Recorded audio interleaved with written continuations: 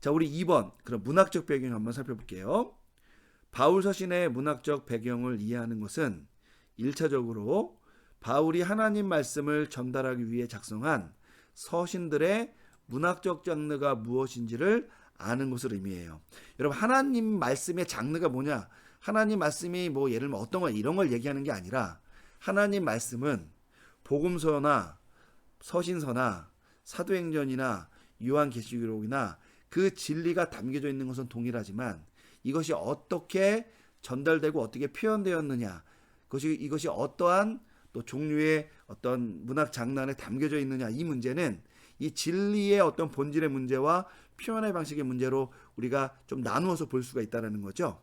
그래서 우리가 지금 다루려고 하는 것은 뭐냐면 바울 서신에 담겨져 있는 하나님의 말씀, 그 진리 자체의 어떤 다른 종류가 있다고 얘기하는 게 아니라 그것을 전달하기 위해서 선택된 그런 편지라는 문학 장르가 어떤 특징이 있느냐, 우리가 그것을 알면 그 본질에 더 깊이 다가갈 수 있다라는 그 말을 여러분들에게 드리는 거예요. 문학적 장르는 저자와 독자의 일단의 약속을 전제로 합니다. 다시 말해서 이 양자는 같은 문화권에 살면서 정보를 공유하고 있는데 이때 이 정보는 사실은 이미 공유되고 있는 거기 때문에 생략이 가능하죠. 예를 들면 이런 겁니다. 있잖아요. 그러면은 우리가 뭐 조선시대 예를 들어볼게요. 조선시대에 어떤 임금들이 있잖아요. 세종대왕 같은 분이 계시잖아요.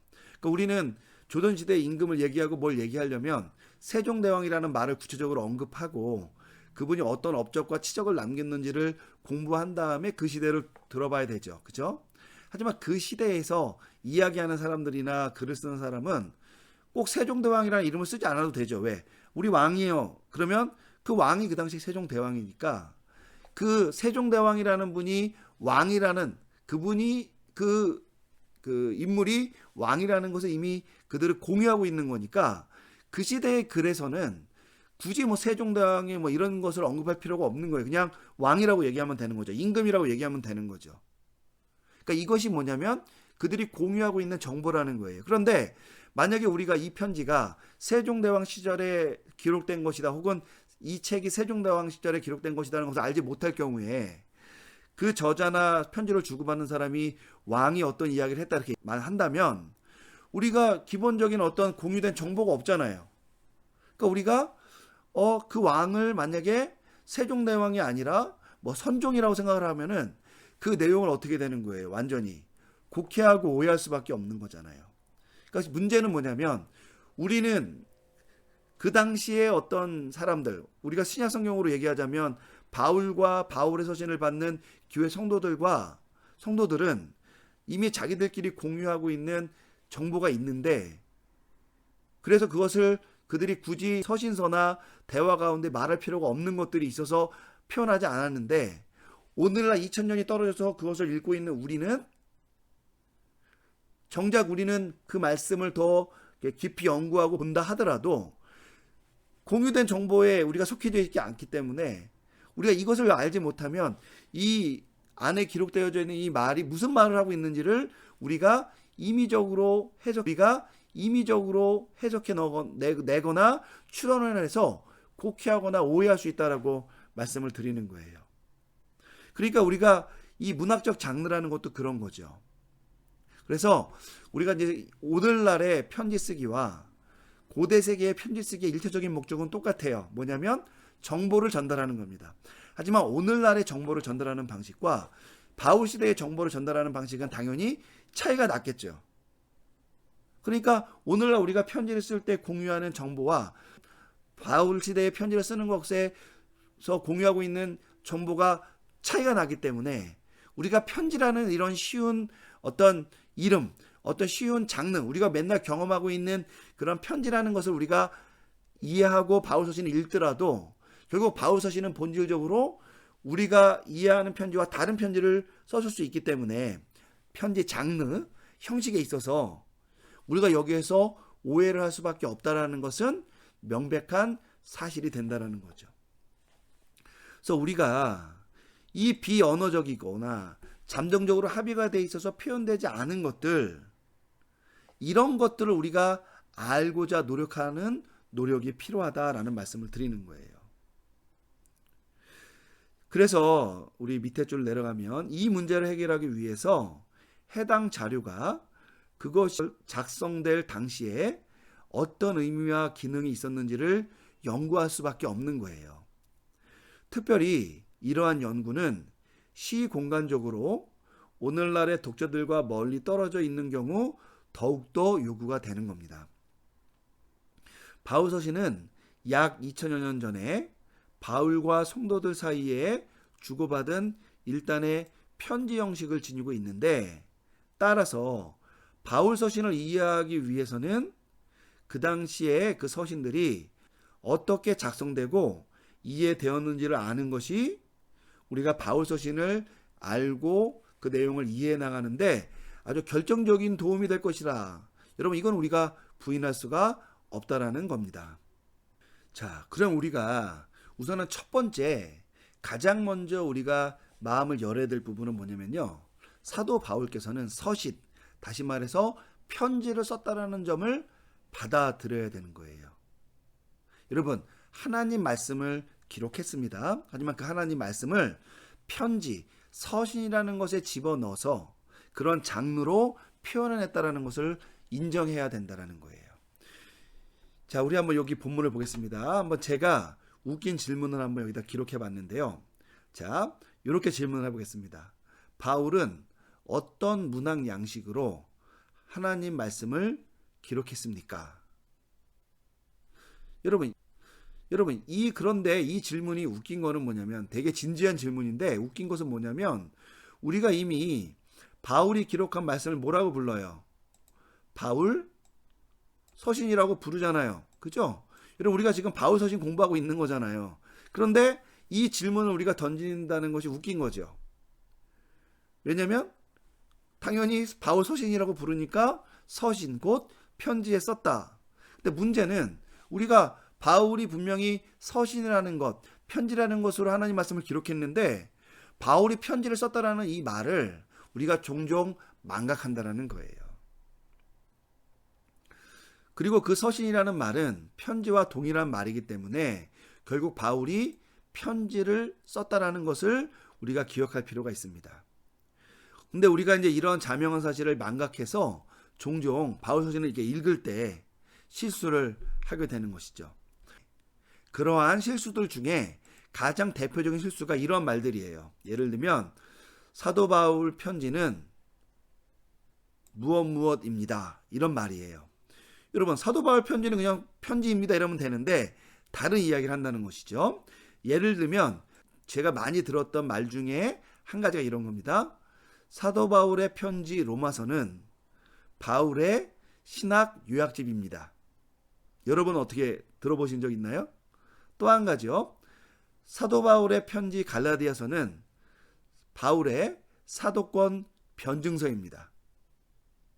여러분, 이게 틀린 말은 아닌 것 같은데 사실은 좀 이상한 말이잖아요. 그죠? 왜 그러냐면은 여러분, 분명한 사실은 바울 서신은 신학적 요약집이나 변증서는 아니고요. 또 신학적 요약집이나 변증서가 우리가 흔히 사도 바울의 어떤 그 작품을 바울 서신이라고 부르는 것처럼 이 요약집이나 변증서는 결단코 편지가 아니에요. 그러니까 우리가 바울 서신 로마서는 신학적 요약집입니다라고 이게 얘기할 때 바울 서신이 신학적 요약집이다라는 말 자체가 모순이 된다라는 겁니다. 바울 서신은 정말 바울이 당신께서 이 더 이상 교회를 직접 이 육체적으로 방문할 수 없을 때 성도들을 목양하기 위해서 자기 자신을 대신해서 보낸 것이 이 편지예요. 그러니까 쉽게 말하면 무슨 편지냐?